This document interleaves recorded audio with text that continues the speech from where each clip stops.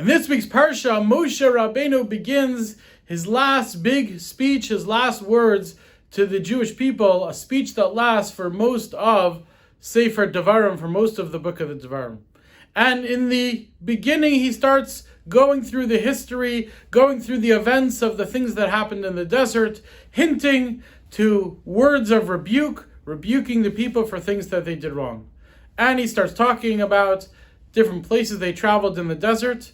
And then he seems to take a pause, and instead of continuing the story, he stops and he talks about how judges were appointed for the Jewish people. And only then does he continue talking about how they continued towards the land of Israel.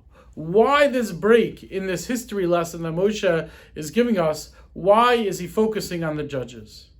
I think one of the answers is that Moshe Rabbeinu is telling us that you want to go into Eretz Yisrael, you want to go into the land of Israel, you first have to have a system of justice. You first have to have a functioning society where people are getting along, where people are not stealing, where people live peaceful together. If you're not going to live that way, you're not going to go into the land of Israel. We first needed to have a system of judges in place. We first needed to have a functioning society where we're all able to get along and function with one another and interact with one another in a positive way. And only then could we go into the land of Israel. This coming week is Tisha B'Av. We're in the middle of the 9 days, and the destruction of the Beis HaMikdash is something that's all on our mind.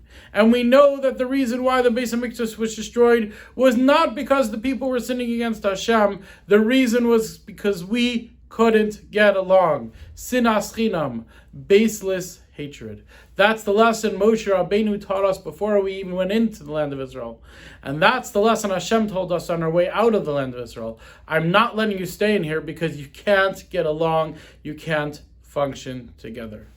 And we all want the Beis HaMikdash back so badly. We all want Mashiach to come. Let's follow the advice of Moshe Rabbeinu. Let's learn to get along. Let's learn to function together. Let's learn to stop fighting. Let's learn to get rid of sinas chinam, to get rid of baseless hatred in our lives. Let's learn to love one another and learn to work together and thrive together. And if we could do that, may Hashem see our Achdus, may He see our unity. May He see that we've learned our lesson and we know how to function together, to get along together.